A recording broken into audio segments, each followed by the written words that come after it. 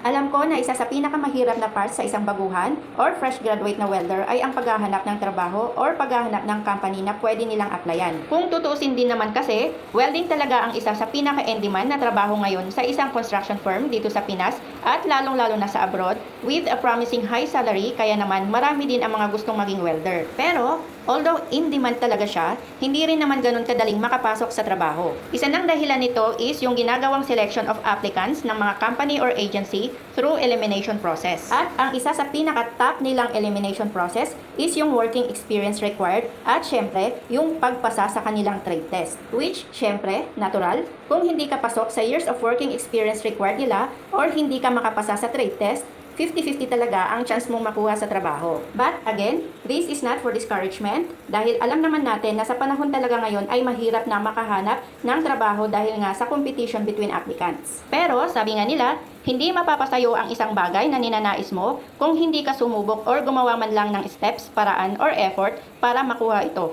Yun bang wala ka pang ang ginagawa pero sumuko ka na agad? Kaya kahit pa sabihing mahirap mag-apply sa trabaho, huwag pa rin tayong sumuko at tumigil sa paghahanap at pag-a-apply sa mga company. Dahil although may mga company na nagre-require ng working experience, marami pa rin naman mga company ang mga tumatanggap or nagbibigay ng chance para sa mga baguhan upang makapasok sa trabaho. At marami din naman sa kanila ang hindi gaanong mahigpit sa mga testingan or trade test. Kaya para sa mga kabakal ko dyan na wala pang napasukang trabaho, lalo na sa mga baguhan or fresh graduates, huwag kayong mawalan ng pag-asa kung wala pang nahanap na company or agency. Tuloy-tuloy lang tayo sa pag-a-apply dahil naniniwala din naman ako sa kasabihang, ang swerte ay dumarating sa tamang panahon, tamang oras, o tamang lugar. Huwag nga lang tayong maunahan ng pagsuko. Lagi nating isipin at tandaan yung mga panahong nagdesisyon tayong mag-aral at magpursiging matuto sa welding dahil sa pag-asa natin na dito natin matutupad yung mga pangarap natin sa buhay at makatulong sa pamilya. At para naman sa mga baguhang welder applicants dyan, ito ang ilan sa mga tips na pwede kong maibigay sa inyo sa pag-a-apply. Una, gumawa kayo ng maraming kopya ng resume nyo. Hindi lang isa or dalawang kopya. Gawin nyong 5 or hanggang 10 kopya. Para kung sakaling mapunta kayo sa isang lugar na may applyan, malay nyo marami palang kontraktor doon na hiring pa maliban doon sa kontraktor na a-applyan nyo sana. At para nakahanda agad kayo at mabibigyan nyo din sila agad ng resume nyo, di ba? Pangalawa, try nyo din mag-search sa mga social media accounts nyo gaya ng Facebook or TikTok sa mga company or agency na nagpo-post ng mga job vacancies and hiring for welders. At para makatulong na rin sa inyo, sa hulihan ng video na to, makikita nyo yung ilan sa mga page ng company or agency na madalas nagpo-post ng mga hiring for welders. I-follow nyo na lang din sila para lagi kayo updated kung may new post sila for hire. Pangatlo, para sa mga baguhan ulit, kung sakaling mabigyan kayo ng chance na makapasok sa isang company, iwasan nyo yung magdemand agad ng malaking sahod. Lalo na kung alam nyo naman sa sarili nyo na hindi nyo pa deserve dahil baka hindi pa kayo nag-uumpisa sa trabaho ay tanggal na agad kayo. Or kung inofferan ka nga ng trabaho pero bilang isang helper lang muna, ay tanggapin nyo na lang kung sakali. Dahil ang hahabulin nyo dito is magkaroon kayo ng working experience. Huwag nyo munang isipin ang sahod. Mas mahalaga kasi na magkaroon kayo ng working experience muna. Para sa susunod na mag-apply na ulit kayo sa ibang company, lalo na sa abroad, at least may panlaban na kayo sa ibang mga applicants na may mga working experience na rin. At panghuli, sa bawat lakad at bawat kilos or galaw natin, lagi nating samahan ng panalangin. Humingi lagi ng tulong sa Ama na nasa langit para tulungan tayong makuha at matupad ang mga ninanais natin sa buhay. At para naman sa laging nagtatanong sa akin kung saan ngayon ang project ng Tacofil Company at kung hiring pa ba sila, eto ang sagot. Ang major project ngayon ng Tacofil ay nasa Calatagan, Batangas. Malaki at malawak ang project nila doon kaya tinatayang aabutin nyo ng 4 hanggang 6 na taon ang completion. At dahil malaki ang project nila doon, maliban sa Tacofil ay may mga ibang kontraktor na nagtatrabaho din doon.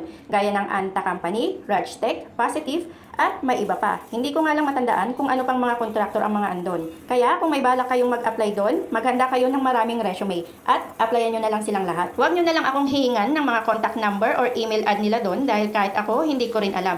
Diskartihan nyo na lang kung paano makapagpasa ng requirements. Basta, ang tips ko na lang sa inyo is puntahan yung lugar na yon. Ang barracks ng mga contractor ay nasa loob mismo, malapit sa site, kaya bawal ang mga outsiders. Pero hindi lahat ng mga workers ay nasa barracks, lalo na yung mga staff. Yung iba ay nangungupahan sa bayan, kaya ang gawin nyo, kung may mga makita kayong mga naka-uniform na mga contractor doon, siguro naman kaya nyo na magtanong at makiusap kung paano kayo makakapagpasa ng requirements or kung pwede nyo sila pakiusapan na sila na ang magpasa ng requirements nyo sa office nila. Yun bang diskarte talaga ng mga desididong makapasok sa trabaho ang gawin nyo. Maliban sa Calatagan, Batangas, meron din kaming project dito sa Bulacan, pero wala pang hiring since konti lang ang trabaho dito. Meron din sa Mariveles, Bataan, pero wala na ata hiring doon kasi nag-uumpisa na yung trabaho doon. At sa pagkakarinig ko din, magkakaroon ulit ng project sa Bagong Negros Occidental. Pero wala pang exact date kung kailan mag-uumpisa. Basta ang balita lang, mag-uumpisa yon before or after this year. At aabutin nga daw ng 1 taon ang project doon. Sa mga nagtatanong naman ng sahod dito sa Tacofil, karamihan sa amin, ang mga sahod namin ay nakabase sa pasahod ng agency kung saan kami kabilang. 4 na agency kasi ang under ng Tacofil at bawat agency ay magkakaiba din ang kanilang pasahod. Kaya although magkakapareho kami ng uniform na Tacofil, pero magkakaiba naman kami ng agency. Kaya sa kabuuan, ang pasahod sa kanila ay nasa 600 plus to 800 pesos below. So hanggang dito na lang ulit ang aking pag-iingay, pero gaya ng dati, bago ko tapusin ang video na to, shout out muna kina Albert Canda, Jello Colaste, June Carlo Fortu, Plaza Geralya, at Rone Oclaret. Salamat sa panonood. See you next time. Bye!